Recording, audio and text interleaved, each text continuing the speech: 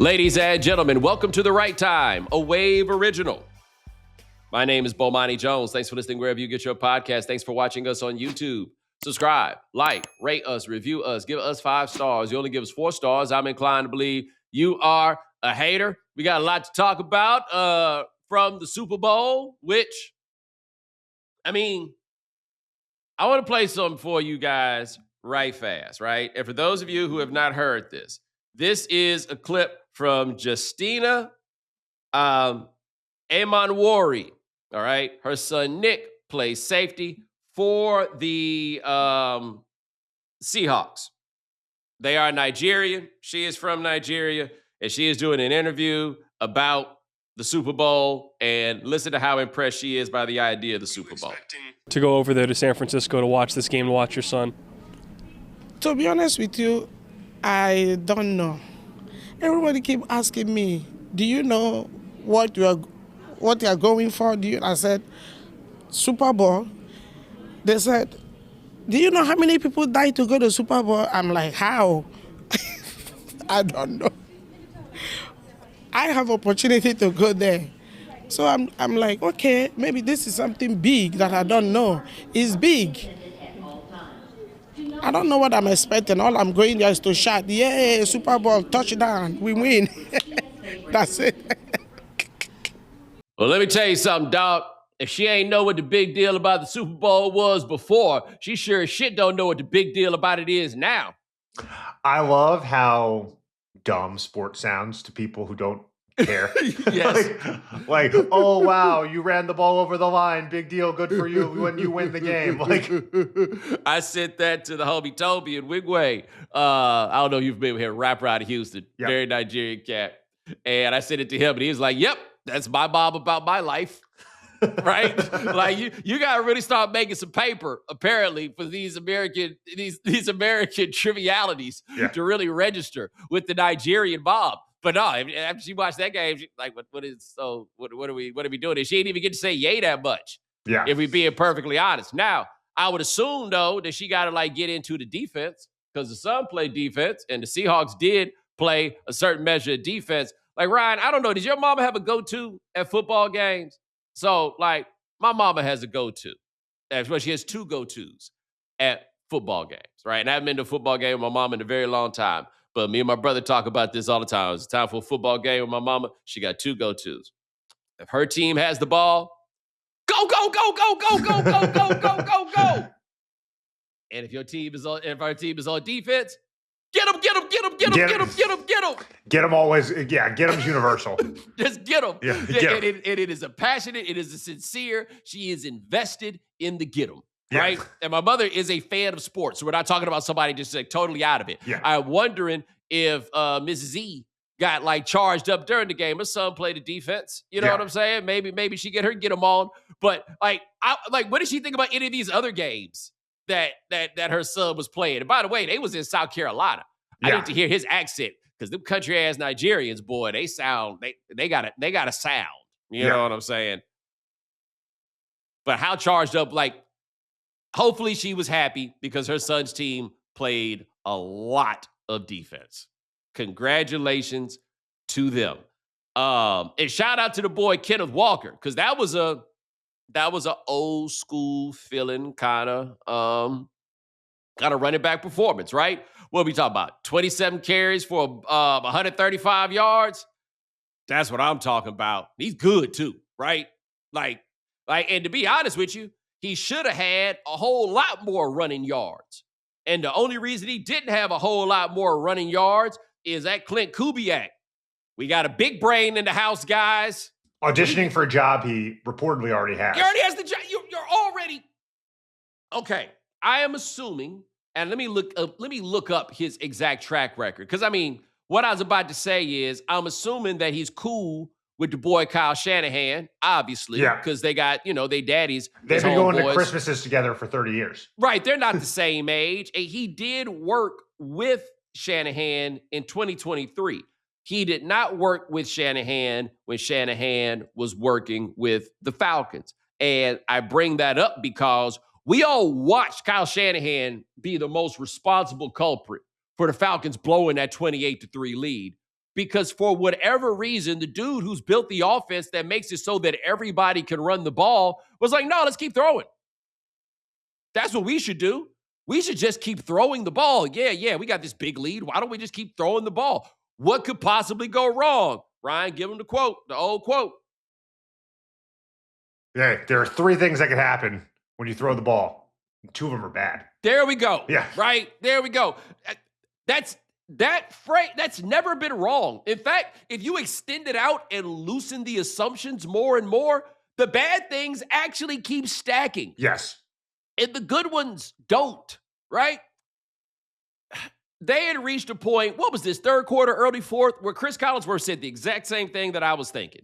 I mean, they're going to just run the ball out, right? Like, There's no reason to throw the ball ever again. And by the way, shout out to Kyle Shanahan, who learned his lesson about that, because he had games with Jimmy Garoppolo where he was like, "Hey, man, just give somebody else." Yeah, let's throw the ball 8 times. Yeah, and that's all in the first half.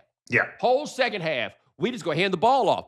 The Seahawks, for whatever reason, like, what do we got to just make sure Sam get a touchdown, huh? That's what we need to do. There was no reason for them to run the ball after 7:30 p.m. I mean, yeah. Once he got to 9-0. Yeah. Like once we had seen the halftime show, there was no need to throw the ball because the Patriots were not gonna do it, guys. Drake Maye apparently, he had the bad shoulder. We knew he had a bad shoulder. He said he took a shot before the game. He's not making any excuses, and I'm so glad that he's not making any excuses. So we can just talk about what this really came down to, which was an all-time bad quarterbacking performance. And there were throws there to be made. They weren't all great. They weren't all stupendous. Like there was no excuse to be as bad as he was in that game. This wrapped up, and Ryan, you got this stat, I think, was Steven Ruiz of The Ringer put this up. But for quarterbacks that had gone this deep into the playoffs, played 3 games in the playoffs, it's the worst postseason by total EPA, one of them fancy advanced numbers, since the year 2000. Like, we talked about this coming into the game. He hadn't been good. Deontay and I did the show on Thursday, and I got to say, y'all don't talk a lot about when your boy get it right. Me and Deontay were pretty clear. This one had beat him down written all over it. And it had even the beat him down punctuation, which is the gratuitous defensive touchdown in the fourth quarter when the game is already in hand. Yeah. I mean, Drake Maye kind of got a pass in the first 2 games because Herbert, CJ Stroud was so bad. Yes. When they played. And Herbert was so bad when they played. Yeah. Let me tell you this. CJ Stroud, if he was watching the game, is like, how come ain't nobody talking about putting him on the bench? Like, when we watched CJ Stroud be this bad, all of us were like, hey, why don't you boys go to Davis Mills? Drake Maye was that level of bad. Right? Now, like, do I think you go to, who is their backup? Do we know? I do not know. Let's go ahead and find out. Let's find out who the backup quarterback for the Patriots is. It could be anybody. Brian Hoyer, though, he feels like he's on the board. Oh, Josh Dobbs or Tommy DeVito. Oh, I got to say, man, Josh Dobbs might have done better for you. Yeah. Like Josh Dobbs is the kind of backup you get specifically for this. Yes. Right? Specifically, like, he is not, here's what Josh Dobbs is. Josh Dobbs is a backup who can start a game for you. Right? But, I mean, again, we knew that was not going to be it. But that's really all there is football-wise to talk about from this game. Like, I know that Seattle defense is really good, but this did not feel like that was what I was watching, right? So if you want to talk about some of these stats we've seen with like the EPA numbers of like the 10 worst Super Bowls, and Drake Maye is on that list also, right? Oh, yes, here we go. It's this. Drake Maye had the 6th lowest EPA per drop back in a Super Bowl since 2000. Now, Peyton Manning is on this list twice, just so we're clear. And only one of them is 2015. I mean, obviously, but you know what I mean. Patrick Mahomes is on this list twice. Ben Roethlisberger is on this list. I mean, I'm saying that to say there's some really good quarterbacks who are on this list. So this doesn't mean that Drake Maye is doomed to be terrible forever because he's on this list, okay? However, let me tell you who else is on this list. That Kerry Collins game in 2000 against the best defense we've ever seen. The Rich Gannon game where against the Bucks, where John Gruden and them knew all their hand signals. Rex Grossman in the rain. That first Ben Roethlisberger Super Bowl, where he completed some ridiculously low number of passes. The Jared Goff game that I went to against the Patriots. Oh my God, that was the most boring football game I'd ever been to. And the Patrick Mahomes game that it looked like they were playing against 13 people. And I still contend maybe the best individual performance by a quarterback maybe I've ever seen. Yeah, I mean, if you combine it through the whole postseason, 4 games, completed 57% of his passes, 6 touchdowns, took 21 sacks for an 81 rating. Oh, and by the way, right fast, on that Super Bowl, also on the list, last year, Patrick Mahomes, which also looked like they were playing against 13 people. Correct. But was not, I repeat, not the same thing. The best performance that I have ever seen. Like, against the Buccaneers, he looked like a magician. Against the Eagles, he looked like he was getting sawed in half. Like, oh my God, but that was what we watched. That was it. I also have to say this too about the game. I've never felt that the NFL concussion protocol had more integrity than it did in that Super Bowl when they took Jackson Smith and Jigba to the back to go check out his concussion. Because I thought they would have been in there like, I'm holding up 2 fingers, right? Right? Okay. Let's go. Let's get out of that blue. Yeah, they didn't even take him to the blue tent. They took him all the way to the back. Let's get him back out here. Yeah. Let's get him back out here. Also, the Seahawks were good for business.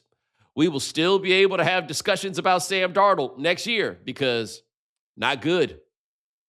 He was not good. I mean, the first 3 quarters of that game looked like a game played by 2 coaches who do not trust their quarterbacks. Yes, and 2 quarterbacks who should not be trusted. Like, it's not like they did anything to make it seem like anything. Like, they were punts and draws and stuff where you were just like, oh. They were running on 3rd and 9, 3rd and 7. Was it you that was like, yo, the Patriots are calling the game like it's the snow? Yeah, I said that. What I talked to you about was at the end of the first half. When they didn't try to take timeouts to try to get the ball back. No. They would have gotten the ball back, and then they would have gotten the ball back to start the half. Which is, the whole Patriots, Vrabel, Bill Belichick, you're trying to double up right there. Yeah, and they're like, nah, let's just go to the back and let's just talk it out. Vrabel must be doing some therapy because he was so positive with Drake Maye. And I'm just like, there's no way this is really how you feel. You play defense. Right. Like, that Patriots defense, boy, it's going to be a long off season for them boys. And by the way, this is after Drake Maye was the, damn near MVP. I mean, he was one guy going rogue from maybe winning it. But the moment, just a little bit too big. Yeah. It was a little bit too big for Super Bowl champion Sam Darnold. Let me tell you something for you, Sam Darnold. This ain't going to get you in the Hall of Fame. It might get you some more money. But let me tell you what it's definitely going to be able to get you if you play it right. A job as a television broadcaster. That job is now, don't mess around and get another. And he can.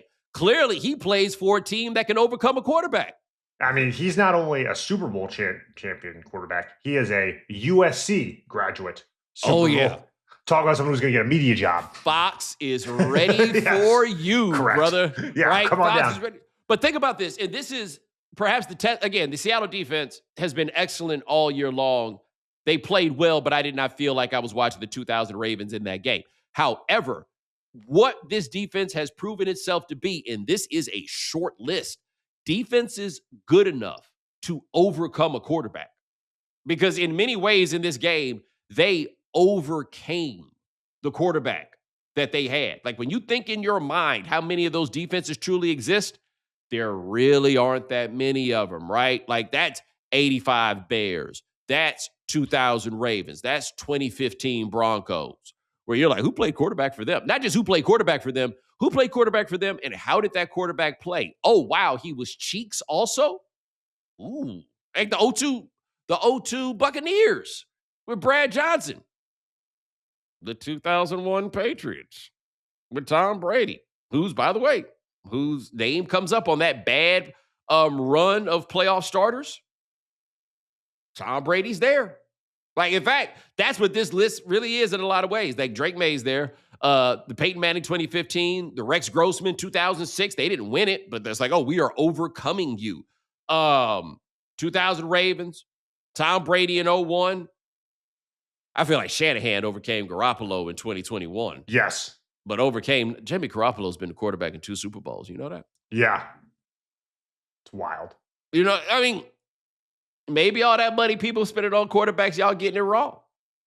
Maybe this isn't it. But you know what the thing is? Even Sam Darnold costs a bunch of money.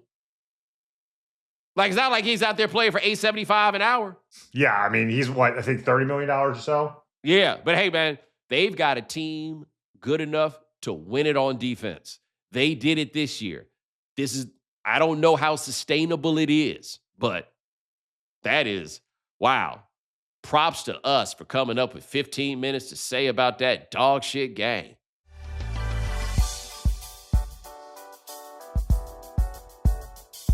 All right, Ryan, now it is our opportunity to talk about peripheral stuff. Yes. Now, I want to say this right fast.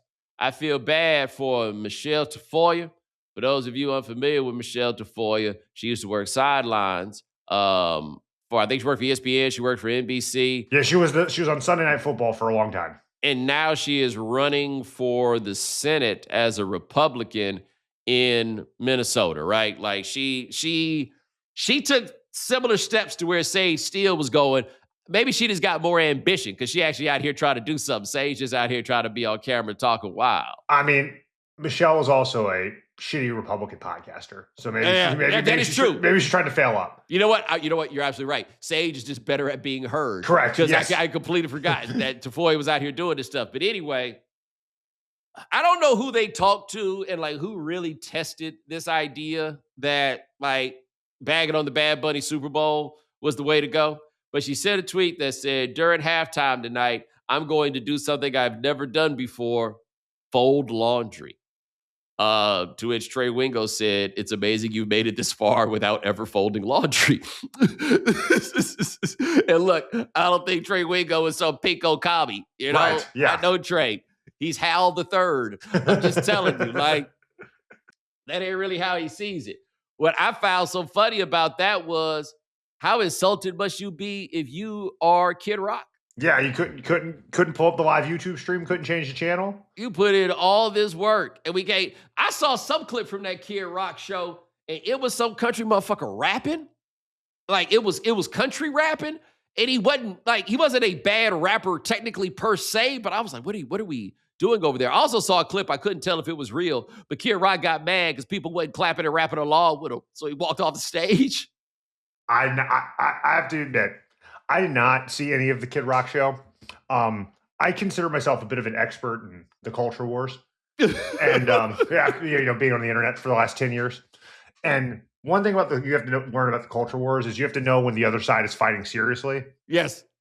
And if they're bringing up Kid Rock against the most popular artist on Spotify, they're not taking this for real. No, but their problem is they're really bad at booking, right? they just can't really, like, y'all, they got the Country Music Association Awards or Academy, CMAs, Country Music. That's what they got. They went out and got Zach Bryan. They went out and got Kenny Chesney. Then they're taking this seriously. But I'm just saying, like the CMA does the same thing and they get the job done. They can't really dial it up twice. Right. You understand what I'm saying? They went out and got Garth Brooks. Yeah. but the CMA speaks their language, right? Like they used to tell Obama jokes and stuff like that. It was their thing.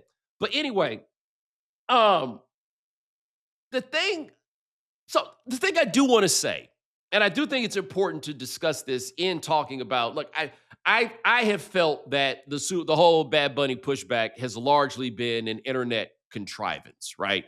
And that people who live on the internet, it was a super big thing and it was an easy thing to go to. I don't know how many people in the streets like were really that invested in caring. I've never met anyone in my life who was anti-Bad Bunny. Yeah. I mean, maybe, but I don't. It's never come up. But my point is not whether or not they're anti-Bad Bunny. It's whether they care that much about the fact that Bad Bunny's playing the Super Bowl. Got it. Yes. Right. I don't have an answer for how many of them there are. I do think though that it's worth pointing out that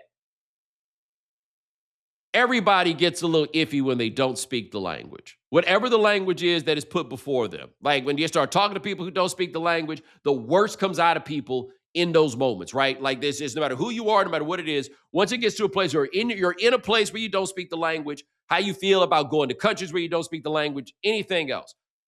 Language, when people don't understand it, makes them very, very insecure. And we generally acknowledge that language is a significant part of culture. Like one of the things, really, no matter the country that you're in, if you immigrate to that country, one thing they want to know is whether you've taken steps to learn the language of the place where you are. If I learned anything when I was in Miami, it is that language is the great segregator above all else. That is the number one is language, right? So the idea that people are a little iffy about an act that is going to speak entirely a language that they don't speak, I understand that on its face. The idea that people are like, don't you think it's a little weird that it's America and the halftime act doesn't speak English? I understand why somebody might feel that way. The idea that anybody really cares or like gets super mad about that, you're not gonna convince me that's like very, very real. Like, especially not to the point of going to watch no fucking Kid Rock, right? But it's a perfect line to draw if what you're saying is we're losing the country, bro. You know what I mean? Like, if that's your whole game and that's your whole hustle is we're losing the country, bro, then yeah, this is going to be the thing that you're going to try to argue. I get you. On the other hand, people are lazy. Ryan, didn't you? Like, it wasn't like it was on a channel. You was gonna have to go find it somewhere, right? I would say the overlap of people who wanted to turn on the Kid Rock concert but needed their kids to do it for them. Yo, that's exactly what I was about to say. Like, these are old people by and large. And by the way, old people who are gonna go get an American Badass, right? Like, it's not even their kind of music. It's not even their kind of life. Yeah, the Venn diagram of people who are trying to protest this halftime show. Yeah. People who love Kid Rock and people who can successfully navigate a smart TV. Yeah.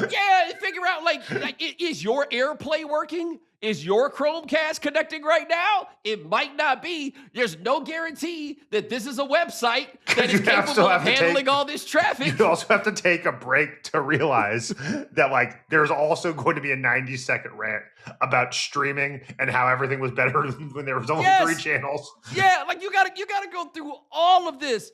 No, man, you're just not gonna. How many people were actually gonna do that? Or we're just gonna be like, all right, well, this shit's on. You know, I guess I'll go ahead and watch it. Maybe I'll use the bathroom. I have no idea. You're never going to convince me that there were that many people that were this mad about this, right? That the idea of Bad Bunny, that they were going to go through all these steps. He's like, I'm going to fold laundry. You can do that and watch TV at the same time. Shit, you think you're the only person that folded laundry during the Super Bowl? Like, this isn't that I folded hard. laundry during the Super Bowl. Yeah, this isn't that, like, if that's what you go do, this isn't that hard. It just, like, this being your personality or this being your thing is the internet completely breaking our brains. That is the only way that I could receive this, right? I also love the idea that Bad Bunny is some messenger of the left. You know, But I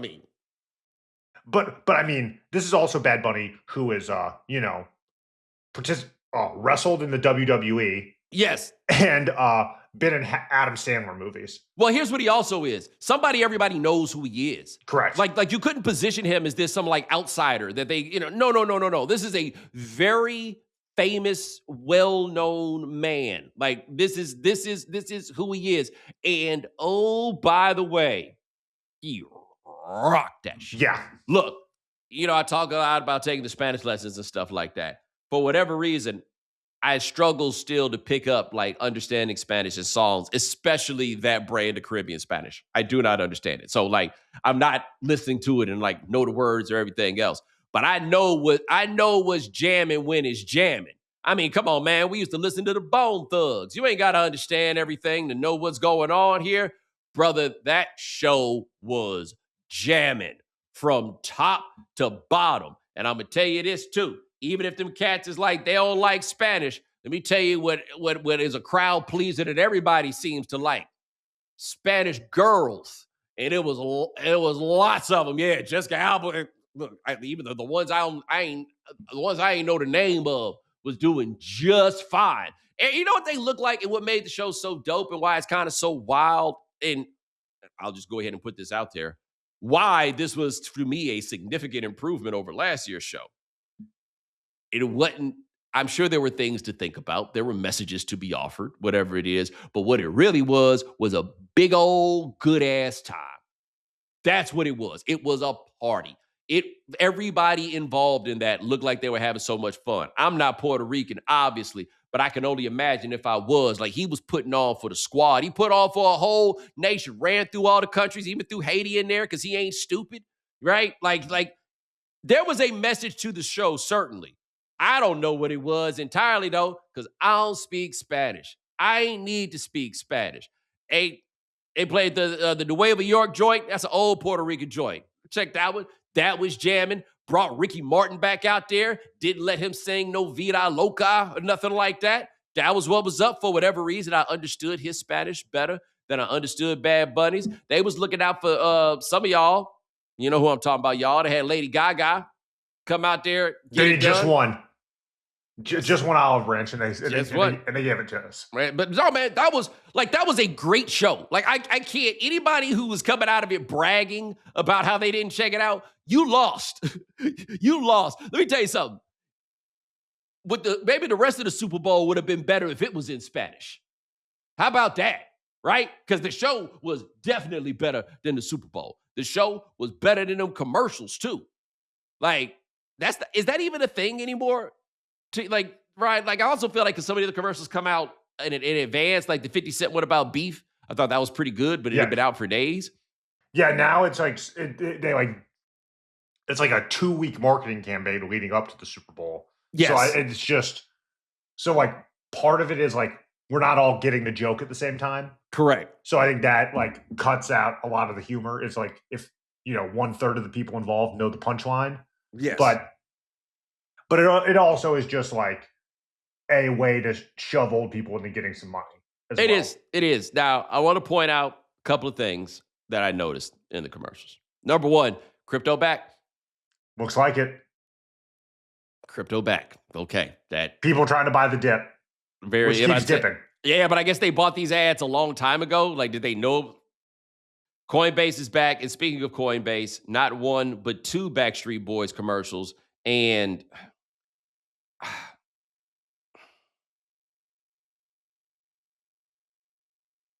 we couldn't lead that back in 1999. Tell me why. You know what I'm saying? we had 2 Backstreet Boys commercials. I wanted to change my cellular telephone provider after I saw that. I saw somebody, I think it may have been the boy Kaz, who raised the question about is Justin Timberlake just a bad friend? Yes, that was Kaz. All the Backstreet Boys, they still get together. Justin Timberlake is like, Joey who? I don't know any of these people. To be fair, the Backstreet Boys need to be a collective. That is very true. That's interesting. Nobody broke out. You're right. Well, Justin Timberlake is like, I gotta feed 4 more families. Yeah, good point. Good point. So we got 2 Backstreet Boys commercials. That Dunkin' Donuts commercial with all the people from the sitcoms did not make a dollop of sense. They must have been paying big money too, because they got Urkel to put back on the Urkel suit, and he ain't really about that at all. Yeah, they got him out there. Did you see the Liquid IV commercial about looking at your pee? I heard about it. I did not see it. So I'm trying to remember what song it was based on, but it was like some look at me type thing or whatever. And it was all about look at what color your urine is, because maybe you need to take liquid IV. And I'm here to tell you guys, or maybe you need to drink some water. Like, we used to do ads for liquid IV here. Okay. So one thing that was interesting about that, I have no problem saying this, I don't think this violates anything. They were really big on don't use the word hangover, because they know what time it is. Yes. Okay? Use the word water. You can just drink water if that is your solution. Like, if you're looking in the bowl and your piss is too yellow and your thought is, I need to go buy something, you are a lost cause. Mike Tyson did an advertisement for Make America Healthy Again where he just talked about how fat one of his aunties was. And then he's in there eating an apple. Did you see that one? I did, and I thought Mike Tyson is an interesting spokesperson for health. I just want to say that it's weird enough that we allow Mike Tyson to, like, be back. All the way back. Yeah, 3 people whose we let them back doesn't make much sense in varying degrees for varying reasons. Well, Mike Tyson kind of makes sense because he has attempted to atone, right? He's taken a great deal of responsibility, and I think largely people pity him. Number 2 is John Gruden. And I said something on Twitter about this, and people were like, you don't forgive. You don't forgive people who don't apologize, right? He's never shown any level of contrition for it, which is why letting him come back around and how many of these football goofs are like, oh, John Gruden's so funny. Fuck you. Number 3 is Jameis Winston. He's just kind of like, oh, he's so funny. And it's like, yeah, we just let them back. But Mike Tyson, that was shocking. Like how he got everybody to come around. I will have to say, the commercial I thought was the most effective.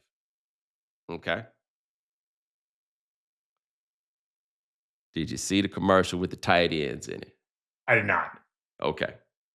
So if you have not seen this commercial, it is a commercial with a bunch of tight ends in it. It's got Tony Gonzalez. It's got George Kittle. It's got Rob Gronkowski.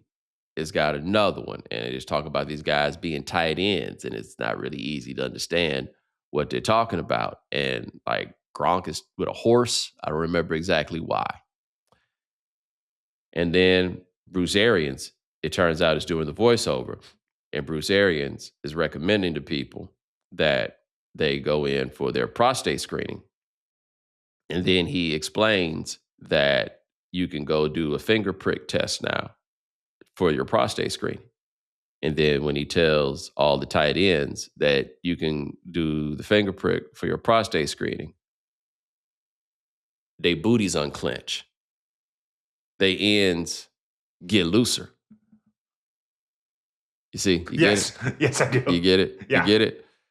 And I have to say, a man of my age,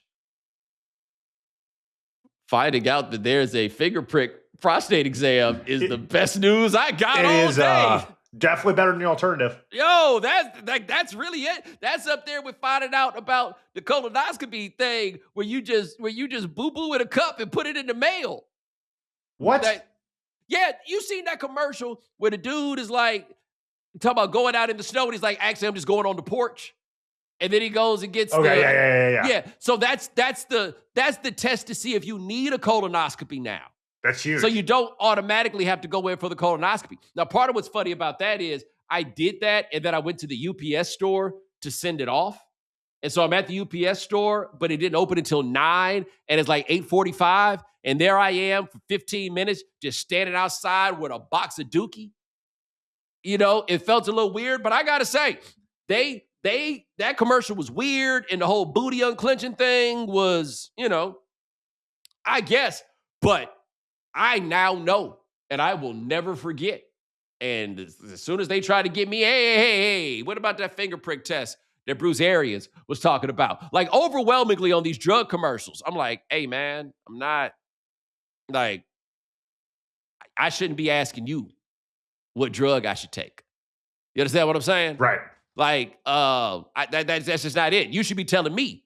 But now, hey, why don't you just poke me in the finger right fast, and then we work it out from there.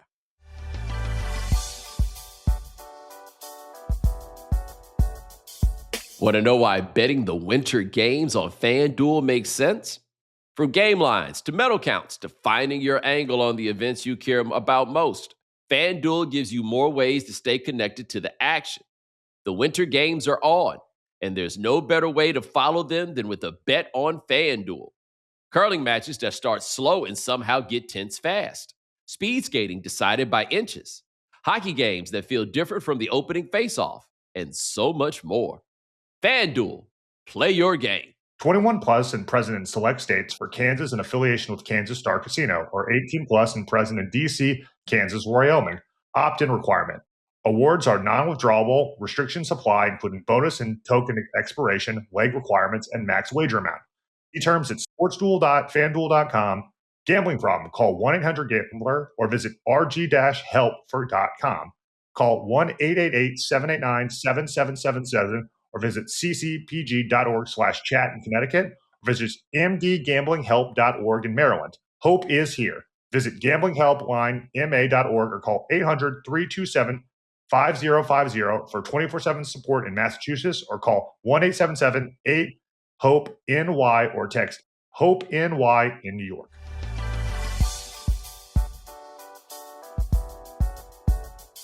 All right, coming back. Right fast, Ryan. I want to make a point that I meant to make earlier about Bad Bunny that I think is most hilarious.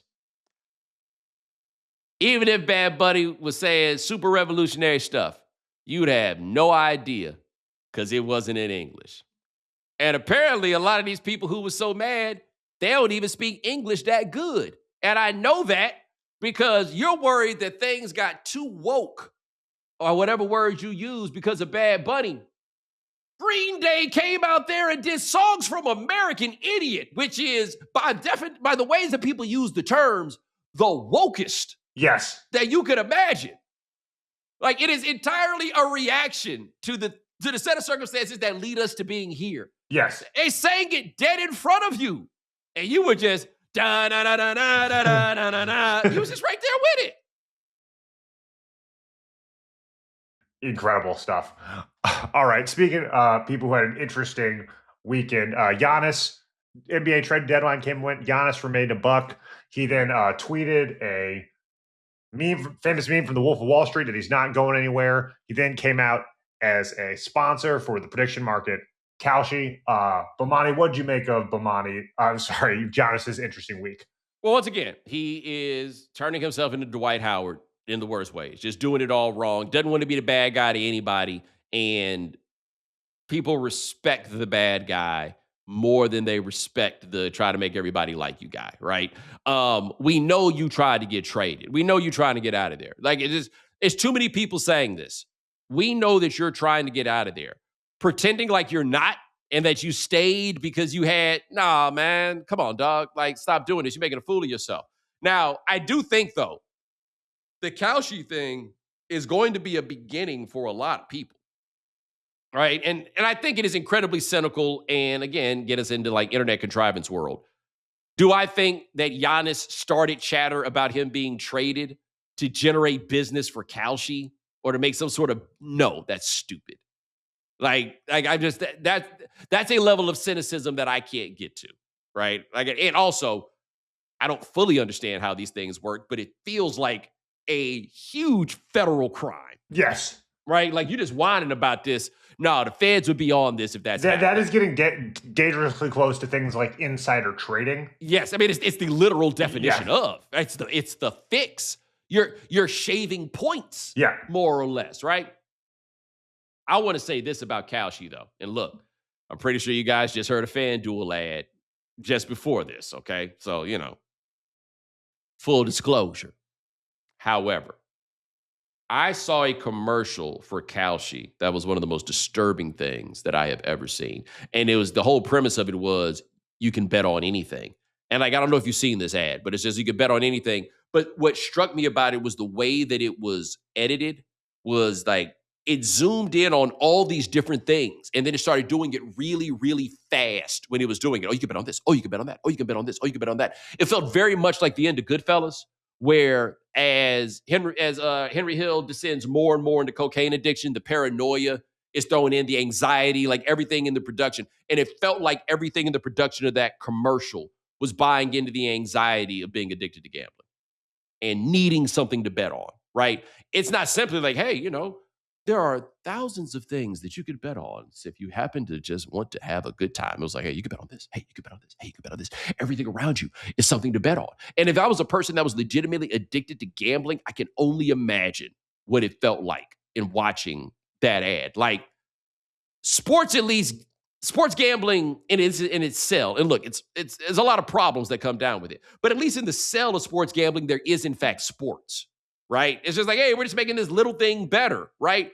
Kalshi is like, the world is a casino, right? Bill Maher, did you see Bill Maher's monologue on gambling was interesting last week? Did you happen to see it? And I know, so I have my issues with Maher, like everybody has their issues with Maher. But I will say, after having done that job for a couple of seasons, those essays are really well written and really good, whether you agree with them or not. But he made a very interesting point about what all this gambling says about America. And he was like, hey, man, there's a reason that all the like kung fu movies and stuff like that run through somebody gambling, and that the casinos are like they are in Macau and these places in China. And he's like, because they ain't really got no hope, right? Like your chance to hit it big is going to be in a casino, because how else are you really going to do it? That's where we are now, right? Like your only chance to get it is to scam it, basically. And gambling isn't a scam, but it's not it ain't earning, That's where we are. And Giannis put his face on it. The guy who went and got it like nobody else, like few have ever gone and got it. They're telling you to try to, hustle it real fast if you can. All right, moving back on the college basketball. UNC Duke was this past weekend. UNC beats Duke on a buzzer beater. They stormed the court.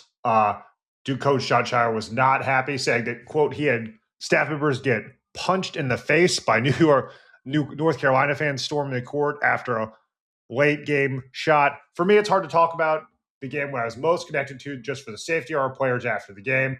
I don't want to make it about that, because Carolina, they played a great game to win. But that's a heartbreaking loss for our team. I got staff members that got punched in the face. Bo, what was your reaction to this? Number one, court storming needs to be banned. Like it is 100% my biggest old guy change. Yeah. It's like, maybe I'm just getting older, right? No, court storming is an obviously terrible idea, because no one can act right. It's ridiculous. Yeah. Like when you think about what the very idea, think about this. We have security here for the whole rest of the time. The only time that we're saying we don't need security 0-0-0. is at Ship's over. The most volatile moment in the game. And this is the part that people talk about with court storming. I don't think we talk nearly enough about, because we only associate court storming with something amazingly good has happened and these people are storming the court to celebrate. One day, they gonna get their asses out there and it goes the other direction. If you didn't see in this game, they stormed the court after Seth Trimble hit the game-winning three, okay? But the game wasn't over. There were 0.4 of a second left. And so they had to get everybody back off the court, okay? I need you to imagine that happens and they get everybody off the court, and then Duke makes the shot to win. And now they run back out here again. You understand what I'm saying? Like this is no. This is something that should not be allowed, in the idea of, hey man, this is white kids trying to have fun. And yes, the white part is important. 10,000 black people start storming the court, it's going to be an electric fence around that motherfucker after a certain point. You know what you don't see court storming? Professional events. You don't. Because they're still working when the game's over. Right. This is a terrible idea. That being said, when Shire said that one of his coaches got hit, I was like, before I develop an opinion on this matter, I need to find out which one it was. It's Duke. It might be somebody who deserved to get punched in the face. They're no longer in the era of having like Wojo and Chris Collins on the bench, which is assistants that I wish could get punched in the face. Like, if you told me that after the game, somebody punched Steve Wojciechowski in the face, my question is, how many times? And if they said once, I'm going to be mad, because there was a lot more work to do. What's your follow-up? What's the guy's Venmo? Yeah. Like, let's go. The GoFundMe. Does he need bail? What can I do to help him out? Like, what is his name so I can get it on the back of a jersey?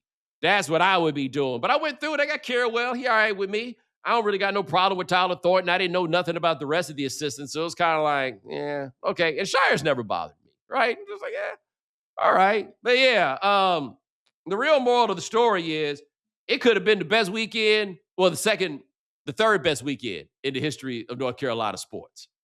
The first one being when they beat Duke at Cameron in Coach K's last home game. Yes. And then the second being, or tied for first, when they beat Coach K in the Final Four to end his career, right?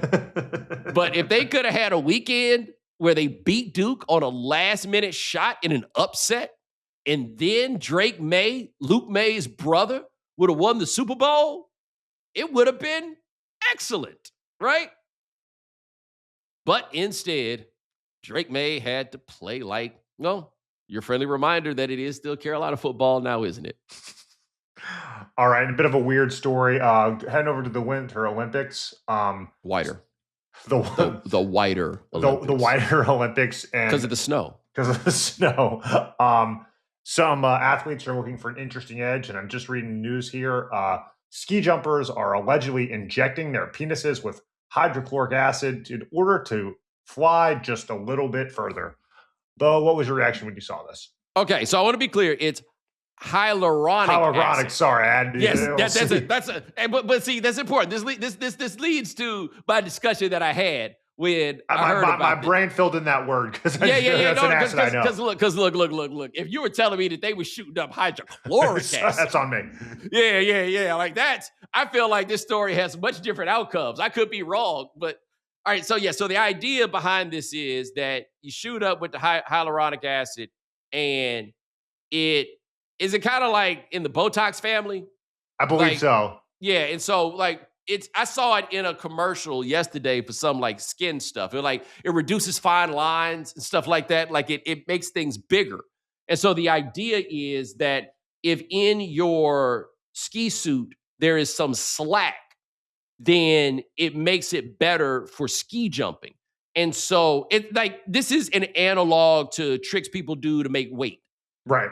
In boxing. And so the idea is that you get shot up with the hyaluronic acid and it make your joint get bigger, and then you get fitted for the suit under those circumstances, and then the swelling goes down, and now you got the slack in your suit, and then you can ski jump farther. And all I hear is needle, penis, and acid.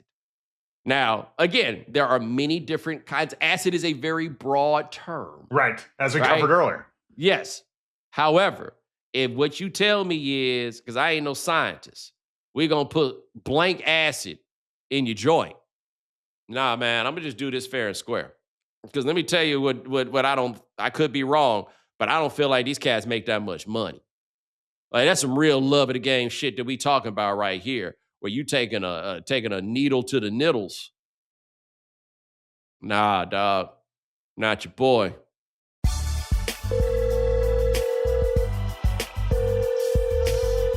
All right, Bo. Voicemails, a lot of great ones. Here's our first. Hey, Bomani. So I know you've talked a lot on the show about being a Braves fan, and one of the things I've heard about the Braves is back in the day they had all of their games nationally broadcasted on TBS. I was just wondering if you could talk a little bit about, what it was like to have your favorite team on those broadcasts, what it was like to watch them growing up, and how that helped sort of expand their fan base throughout the South and throughout the country. Thank you. So the expansion of the fan base thing, there are actually two factors to that one. One of them is the superstation, TBS, being what is now TBS. I guess people who, I have to remember, this is an age thing. It used to be Channel 17 in Atlanta.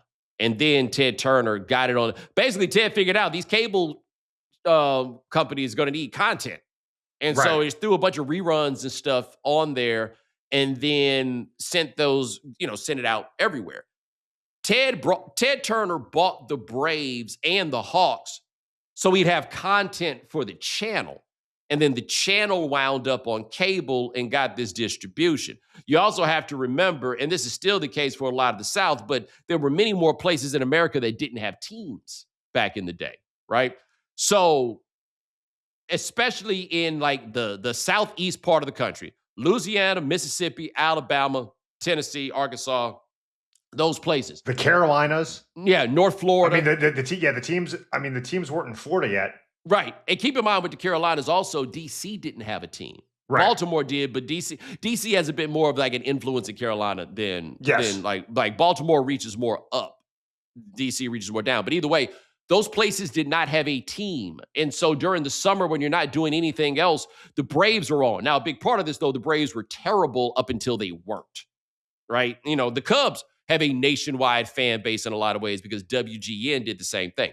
The other level of it, though, with the Braves that people don't realize is the Braves were on AM 750, I believe was the radio frequency, but it was a clear channel station. You could hear the Braves in your car on the radio all the way to like Louisiana, Mississippi. That's wild. I remember. Yeah. So it wasn't just the television, right? Like if we were on a road trip in that part of the country, we could listen to the Braves. Like they were everywhere for anybody to have. So that's for the fan base. For me personally, I can sum this up very simply. When I was 6 years old, the parents decided to move from Atlanta to Houston, which was not something at the time that I was really on board with. But imagine my surprise to get to Houston and to find out that I still have access to my favorite thing in the world, which was the Braves. I literally don't know what my life would be if the Braves were not on cable. All right, here's our next one. Hey, Bomani, it's Casey out of Palmdale, California. As someone like you who feels people need to come on home when the time comes, what are your thoughts on this boxer who literally had his hairpiece knocked off during a fight last week at Madison Square Garden? He won the fight, but he ended up taking his hairpiece off after it got knocked off during a round. He took it off, threw it in the crowd in between rounds, and then went around the crowd and everything else. So just want to know your thoughts on that. Later, man. Keep up the good work. Hey, man, I got to be fair to this cat. And look, I believe in coming home when it's time to come home, but that's not a decision for me to make for other people, right?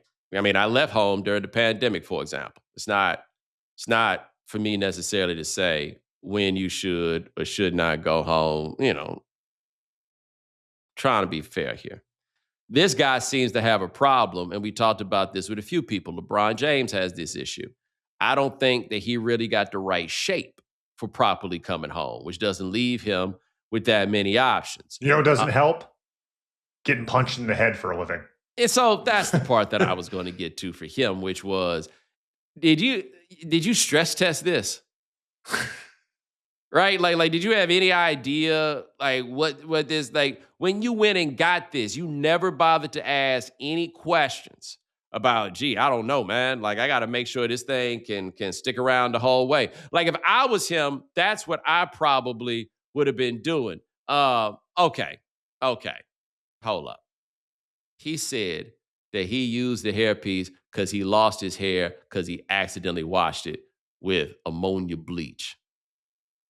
That can't be correct. That has to be the Google AI just telling me anything, right? I surely hope so. That can't possibly. No. He said he lost his day 2 days earlier using a bottle of shampoo he found at his mother's house that was like, quote, ammonium bleach. I don't even know what that. All right, here's our next one. Hey, Bomani. This is Rodney out here in Austin. Let's see your show. Basically, every day I'm in and out of work. The funniest name to go on the Epstein list, I would say, would be Hannibal Buress, the dude that got Cosby all in the limelight again. I think that would be the funniest name on the Epstein list. All right, buddy. Have a good one. That would be pretty funny. Certainly ironic. Yeah, I think ironic is the better way to put that. That certainly, it would also raise a lot of questions as to like who put Hannibal Buress down with Jeffrey Epstein. Yeah, it was Epstein just listened to deep cut Buress. Like Yeah. how they get connected. Yes, how exactly? Hannibal Buress is so famous for a joke that wasn't a joke. That was just some real spill. All right, got to keep the bit going. Here's our next one. Hey, what's good, Bo? This is Jalen from Kentucky, a black Jalen, that is. And when it comes to the topic of white Jalen's or white Tyrones, I haven't met any of them. But when I was coaching high school football, our quarterback, who's a white kid, his mother was named Lanisha, the only white Lanisha I've ever met, the only white Isha anything that I've met. So just thought I would share that. Love the show. Keep doing what you're doing. Brian, what I tell you about them loves, them love ladies is out there, but the Isha is a bit of a surprise. Yeah, it's certainly different. And speaking of law, here's our last one. What's going on, Bo? This is Eric in Stone Mountain, Georgia. I grew up in Oklahoma City, graduated from Oklahoma State, and I go back for homecoming from time to time, which in Stillwater is a really big deal. One of the events that some of my friends and I attend is the Black Alumni Golf Tournament. Golf is serious at OSU, and there are a couple of courses in Stillwater. Lord knows there ain't much else. But every year, the Black Alumni Association will rent out one of those courses for a day, and we'll have a couple dozen or so foursomes pay to enter a scramble tournament, and all of that money goes to scholarships for current black students. It's a really dope cause, and it's a lot of fun, even though most of us suck at golf. But one of those courses is called Lakeside Memorial. I had learned that it was designed by OSU's golf coach in 1945, which says a lot about what that dude looked like. But that coach was a former PGA Tour pro, and as the designer of that course, there's a sizable portrait of him inside the clubhouse. And when I saw this man's portrait, I had to do a double take. Matter of fact, I stopped and I took a picture because that gentleman's name is LeBron Harris Jr. Hashtag white LeBron. Have a good one, Bo. First of all, I love how everybody sounds like Mike Hitman when they sound off now. Yes.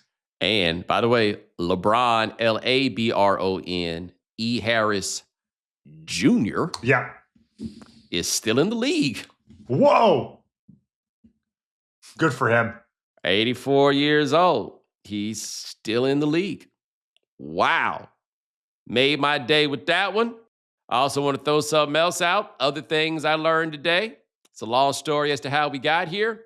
But I want to send a shout out to a lot of you folks who, like, if we keep it real, because I was around in this time. Some of y'all bought that Kid Rock, Devil Without a Cause record when it came out. Y'all did. Y'all was Bob with the bond. You know what I'm saying? Don't act like some of y'all didn't. Some of y'all did. I did not. So today, I learned for the first time something that I had no idea of, which is that Kid Rock has a song called, and I quote, Black Chick, White Guy. Now, I need you to understand that this song is a little truer to life than you might think because Kid Rock does have a black child. Dead ass. And he loved this song so much that he put it out on one album and then did it again on another album. And guys, this song is so racist. Like, it's so racist, except, Ryan, it would make Hank Williams Jr. not hang out with him anymore just because of the topicality. But it is of that level of this is the, so it's about a black kid who seems to be him, who comes from the middle class, and this black girl, she came from a place that was so alone. You know, the same old tale of a broken home. Her mama was an alkie and more like a friend. And it had 3 different kids from 3 different men. And it's a love song about how they started having sex and then had a baby and then had an abortion. And then I had to stop reading the lyrics on the page because I was laughing just a little bit too hard.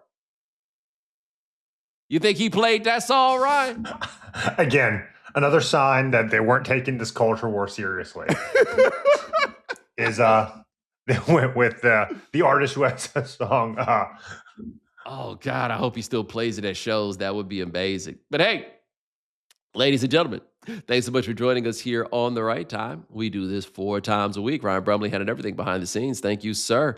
Hit the voicemail line, 323-596-7767. Remember, follow The Right Time. Subscribe, like, rate us, review us, give us 5 stars. You only give us 4 stars, I'm inclined to believe you are a hater. We'll talk to you guys in a couple of days. Take it easy.